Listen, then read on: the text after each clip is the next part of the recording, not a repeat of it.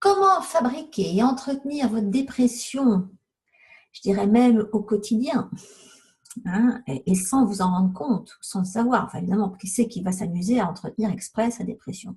C'est clair. Alors, j'ai envie de dire que ce webinaire-là, c'est un petit peu celui qui wrap up, qui conclut toute cette série de webinaires du mois de février. C'est clair qu'il y a des événements qu'on ne peut pas toujours éviter, mais qui permettent de développer des armes de résilience et qui nous font grandir une fois qu'on les a surmontés. La vie, c'est aussi apprendre via nos épreuves, et il peut être utile de le reconnaître et même d'en éprouver de la reconnaissance. Il y a aussi toute une liste de facteurs pro-dépression, tout à fait évitables, mais que la société et diverses industries vous prédisposent à inclure dans votre vie commune, comme on impose quelque chose à tous les moutons d'un même troupeau. Alors, savez-vous combien ils font partie de votre quotidien et jusqu'où ils participent à votre mal-être émotionnel? C'est ce qu'on va décortiquer dans cette présentation, au risque de vous faire, de vous faire voir votre quotidien sous un jour nouveau. Alors, il y a un certain nombre de points qu'on va énumérer. Peut-être que, j'espère que ça ne vous concerne pas du tout, mais dans beaucoup de cas, ça concerne pas mal de monde. En tout cas, l'important, c'est de le savoir. Parce qu'effectivement, il y en a qui s'appliquent à entretenir leur dépression tous les jours. Voilà, alors, on y va. Donc, il y a des événements qu'on ne peut pas éviter, c'est ce que je vous disais. Mais donc, il y a pas mal de choses. Il y a des choses qu'on ne peut pas éviter. Donc, enfin, il faut quand même qu'on les énumère un petit peu. Alors, tout ce qui est pro-dépression, je dirais. Tout ce qui vous met un petit peu de vague à l'âme, de bleu à l'âme. La ménopause, l'adolescence, une maladie chronique. Ça, c'est les meilleurs moyens. Hein. Si vous avez une maladie chronique et que vous vous sentez à tendance dépressive, surtout, vous faites pas avoir. Hein. C'est normal. La douleur chronique, ça aussi, la vieillesse, l'hérédité, un licenciement, une rupture, la perte d'un être cher. Bon, ça, c'est les causes classiques. Okay. Par contre, il y a des choses complètement évitables et qui sont complètement pro-dépression, dont on va parler là. En gros, c'est tout ce qui représente une mauvaise hygiène de vie, hein, mais pour beaucoup, bon, c'est toujours aléatoire, tout est très relatif. Hein. C'est comme quand on me dit oui, je mange équilibré, ça veut absolument rien dire. Il y en a qui disent je fais attention à mon hygiène de vie, ça veut rien dire non plus. Donc c'est des concepts qui sont très vagues, surtout lorsque cette hygiène de vie repose sur des décisions d'une autorité en matière de santé, parce que tout est relatif là aussi. C'est là qu'intervient la prescription et la prise régulière de médicaments divers, hein, comme par exemple la pilule et les antidépresseurs, j'en ai parlé dans une autre présentation. Ça, c'est ce que j'appelle les erreurs évitables. Okay, donc, vous n'avez pas besoin du tout. Alors, avec ces erreurs, il y a les effets secondaires qui vont faire de vous des futurs dépressifs chroniques, accompagnés de l'impuissance face à ce qui leur arrive, et surtout au fait que ça va entretenir leur état. Donc, parmi les effets secondaires d'une mauvaise hygiène de vie et de la prise de médicaments, on va retenir surtout qu'il y a le manque d'absorption nutritionnelle, hein, qui va avec cette prise de médicaments, en particulier les antiacides, on en a déjà parlé. Ça réduit le niveau d'acide dans l'estomac, donc ça réduit la production d'enzymes et du coup, ça produit nos moyens de digérer correctement et donc d'absorber nos aliments. Et sans cette absorption, il y a prédisposition à la dépression. Hein. Donc, pas d'absorption signifie manque de nutriments, donc toute une série de déséquilibres qui font intervenir une belle instabilité émotionnelle et qui sont en général à l'origine d'une belle liste de maladies chroniques et auto-immunes d'ailleurs. Donc, il y a évidemment l'inflammation dans la liste. Parmi ces déséquilibres, il y a la candidose issue d'une dysbiose intestinale. Ça, c'est la présence toxique du candida, qui est une levure, ça profite, qui se développe dès que votre immunité chute. Et donc, ça vous incite à consommer des aliments que qu'il aime. Donc, c'est une levure qui aime certains aliments, qui le nourrissent. Donc, ça, en grandissant, cette levure va vous stimuler à consommer ces petites choses-là. Ça va l'aider à se propager encore plus. Et ça va vous inciter à consommer encore plus de bonbons, biscuits, pain, alcool, quoi que ce soit de sucré et de plus en plus sucré. Et donc, cette levure participe à la dégradation du système digestif, à l'augmentation de la toxicité interne. Ça produit beaucoup de toxines. Et ça endommage surtout votre système digestif et ça déséquilibre complètement votre flore intestinale. Et cette flore intestinale, c'est elle qui va souffrir le plus de la consommation de médicaments, alcool, sucre, produits industriels, manque de sommeil, etc. Et si elle souffre, elle va plus soutenir votre immunité et va devenir le siège de nombreuses manifestations inflammatoires qui, elles, sont propices à la dépression. Bref, une mauvaise alimentation, évidemment, selon certaines règles, parce que, encore une fois, il y en a qui s'imaginent qu'une mauvaise alimentation, c'est manger du gras. Ça n'a rien à voir. Donc, une mauvaise alimentation, un mode de vie toxique, tout ça, ça va endommager vos intestins et ça va faire le lit de vos déséquilibres émotionnels. Alors, la dégradation de l'intégrité du système digestif, c'est l'équation de la provocation des émotions toxiques. Voilà, je vous ai mis une belle petite liste. D'un côté, ce qui est colère, paranoïa, impatience, insatisfaction permanente, irritabilité, arrogance. Ça, c'est les émotions classiques qui sont liées à un état toxique. Donc, c'est des émotions qui sont présentes surtout chez les gens qui sont bourrés de médicaments. Et donc, ce sont des personnes qui s'efforcent de se détoxifier régulièrement. Celles-là, elles ne vont pas subir autant ce genre d'émotions polluantes.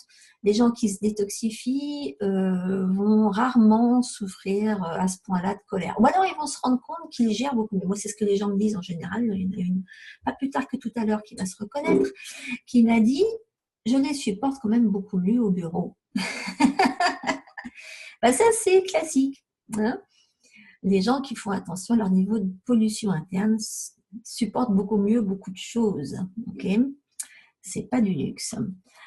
Donc, si effectivement, il se trouve que les médicaments psychiatriques, c'est la meilleure façon d'entretenir la toxicité. Une fois qu'on est toxique, bon, il est très difficile de remonter la pente parce que une fois qu'on a cette toxicité interne, on a une grande faiblesse générale, on a une mauvaise qualité de sommeil, des douleurs diverses. Alors évidemment, il ne nous faut pas grand-chose pour péter un plomb, justement. Il ne nous faut pas grand-chose pour se sentir démunis.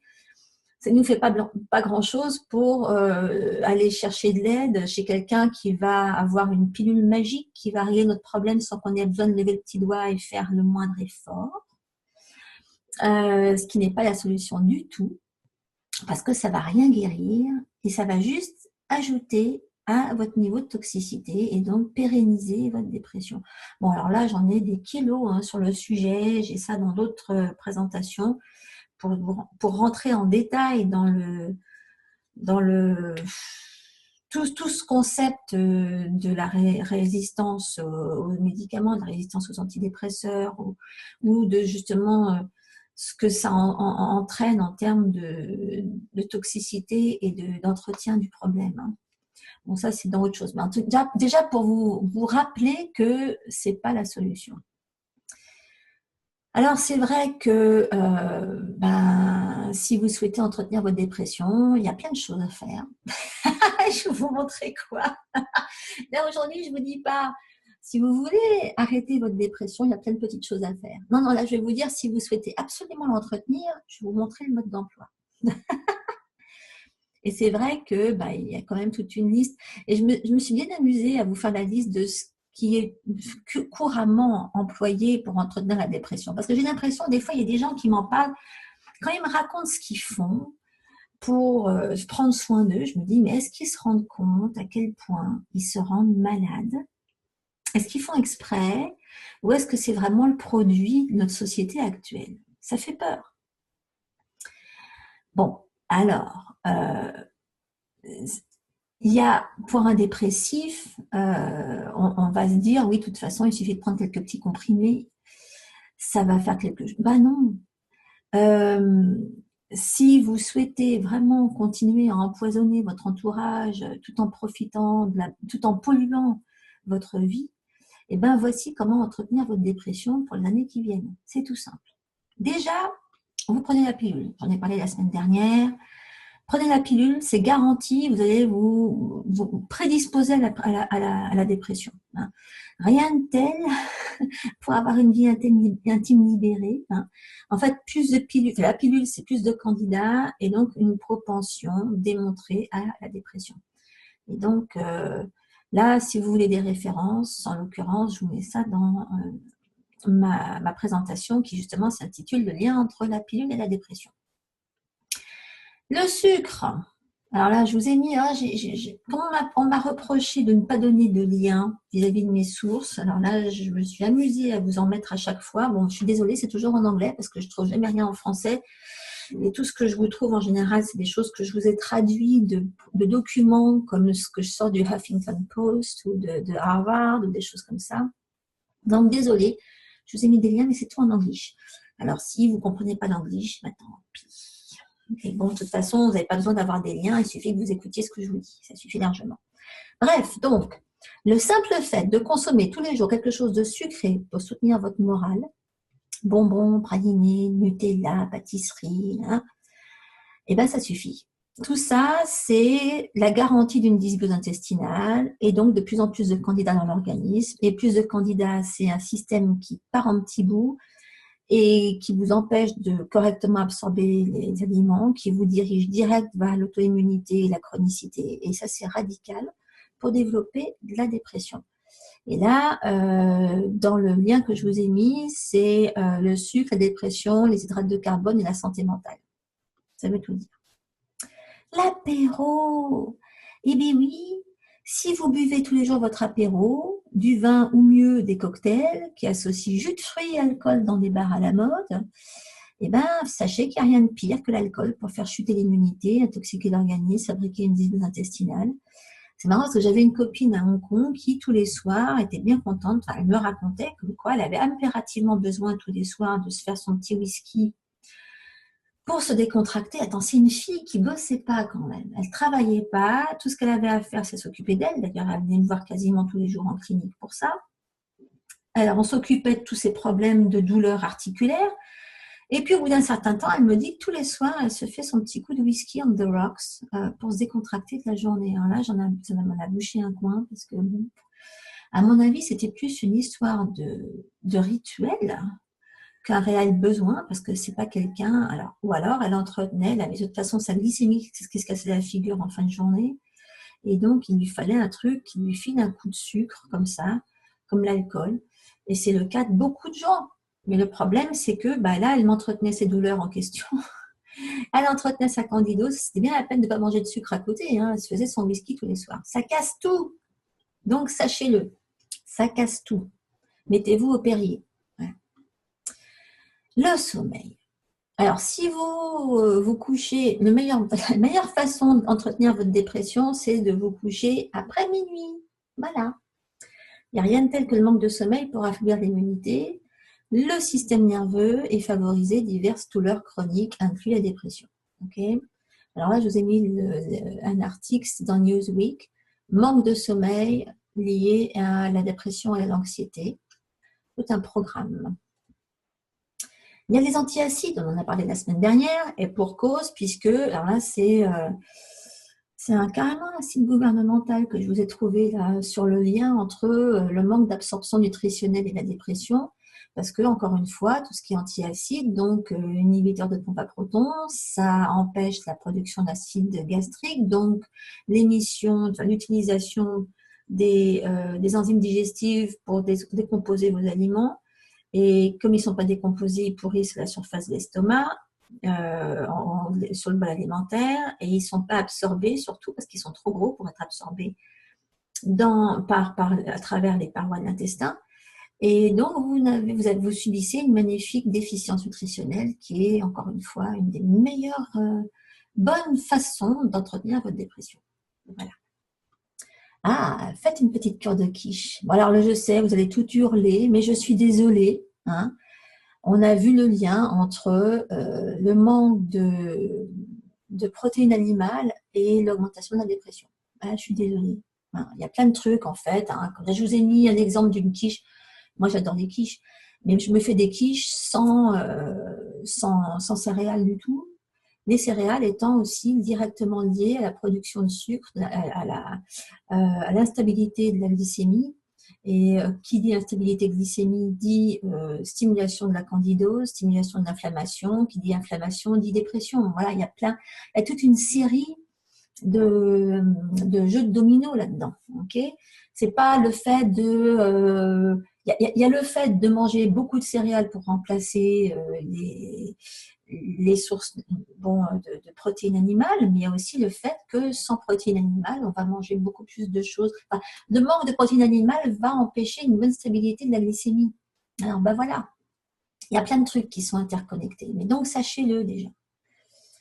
La salade de fruits le soir. Oh là là, qu'est-ce que j'ai pas pu l'entendre, ça. Alors, pour entretenir votre dépression, faites-vous une belle salade de fruits ou une bonne compote bien sucrée le soir avant de vous coucher. Voilà, pour manger léger. Hein, ça, c'est le bon plan, ça. Là, vous êtes sûr. Alors là, vous avez un magnifique article qui vous raconte comment l'inflammation peut être à la source de votre dépression et comment être inflammé avec des sucres comme du fructose, en particulier donc le sucre des fruits, n'importe quand, mais alors le soir encore plus. Hein. Alors le coup de la compote de pommes, déjà que quand elle est comme ça nature, c'est un méga shoot de fructose, mais alors avec du sucre en plus, je ne raconte pas. Dans le même état d'esprit, c'est le jus d'orange. Surtout le jus d'orange du matin. Alors ça, c'est le meilleur moyen de se faire mal au ventre. Hein. Surtout si avec ça, vous avez votre café au lait. Ça, c'est cool, ça. Hein, déjà, le café au lait, c'est pas top. Mais alors, en plus, avec l'acidité d'un bon jus d'orange, comment se faire mal, là? Comment vraiment acidifier son organisme? Comment propulser le candidat? Comment, enfin bon, tout. Voilà, tout ce qu'il ne faut pas pour arrêter une... Non, c'est entretenir votre dépression en vous acidifiant bien, en vous faisant mal à l'estomac, en vous faisant mal aux intestins, en vous saturant votre foie. Là, c'est radical. Un petit coup de jus d'orange. Ah, la télé et le canapé. Surtout, rincez-vous bien les méninges pour oublier que vous souffrez émotionnellement devant des séries à la télé, au chaud sur le canapé, avec le paquet de chips ou une belle coupe de glace. Ça, c'est cool, ça. Là, je vous ai mis un petit lien qui vous montre, qui parle de comment l'exercice est un moyen naturel de combattre la dépression. Mais c'est aussi un bon plan pour ne pas tomber dedans. Donc, si vous voulez absolument l'entretenir, surtout, passez le plus de temps possible sur votre canapé avec une bière, des sandwichs, des chips, des glaces, enfin, tout ce qu'il faut. Hein. Alors, le soleil, quelle horreur! Le soleil, c'est cancérigène, c'est horrible. Oui, et la vitamine D, la pauvre, comment elle va faire pour vous protéger contre la dépression si vous n'en avez pas? Alors, déjà, la vitamine D, c'est ce qui va vous protéger le plus des ultraviolets, c'est ce qui va vous protéger des cellules cancéreuses, hein, des cancers de la peau. Et donc, vous ne pourrez pas la développer, la sécréter si vous n'êtes pas un tout petit peu au soleil quand même. Il n'y a rien tel que le soleil pour éviter la dépression. Restez bien à l'ombre si vous voulez entretenir votre dépression et ne prenez surtout pas de complément à la vitamine D. Voilà. Alors, les 0%. Oui, alors ça, évitez surtout les produits laitiers, surtout le lait cru. Hein. Tout ce qui est produits laitiers issus de vaches qui ont été au pâturage, c'est le meilleur moyen d'entretenir votre dépression. Eh bien oui, il y a des produits laitiers qui sont de super bonne qualité. Consommez des produits laitiers crus, hein, et issus de vaches qui vont au pâturage, et vous n'aurez pas de dépression parce que c'est bourré d'oméga, c'est bourré d'acides gras, c'est bourré de choses dont vous avez besoin pour régénérer vos cellules, pour entretenir votre flore intestinale, pour vous faire du bien au ventre. Okay, et surtout, il vous faut du gras, donc arrêtez-moi cette histoire de 0%. Ou alors, c'est que vous avez vraiment besoin d'entretenir votre dépression, donc allez-y, mettez-vous au 0%. Comme ça, vous serez garanti d'avoir une magnifique dépression. Le traiteur. Alors là, quand je pense qu'il y en a plein qui font ça, mon Dieu, qui ne font rien à manger eux-mêmes et qui vont systématiquement chercher un truc sur dans le traiteur.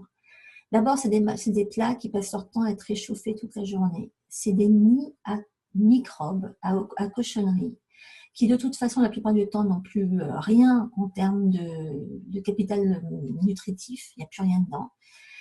Et encore une fois, si déjà vous mangez quelque chose, il faut que vous sachiez ce qu'il y a dedans. Contrôlez ce qu'il y a dedans, donc faites-le vous-même. Ok?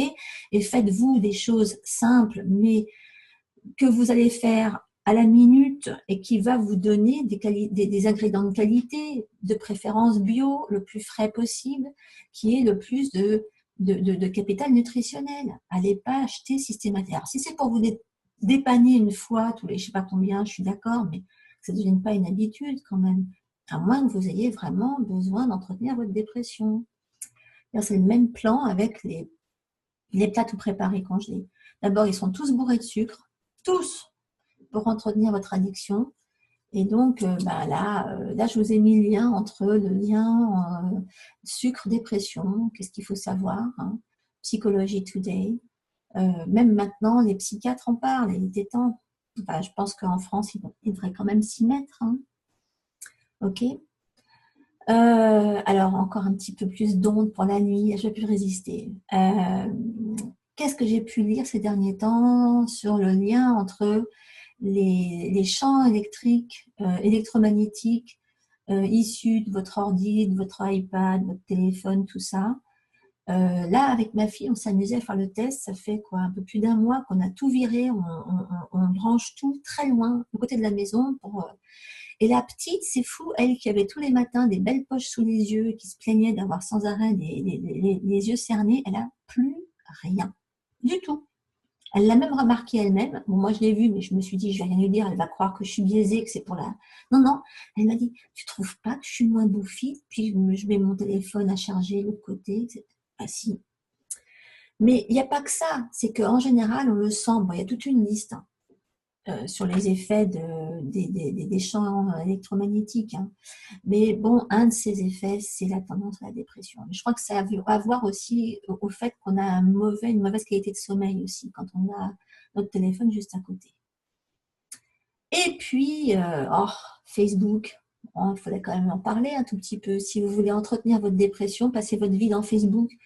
Il n'y a rien de tel que de rester en contact avec vos amis et d'être à l'affût des nouvelles sur leur vie bien remplie, à côté de la vôtre qui se vide, pour entretenir votre dépression. Alors surtout, faites-les. Ne faites rien, restez devant un écran et faites-vous démolir le moral avec leurs photos de vacances. Ça va vous faire beaucoup de bien, ça.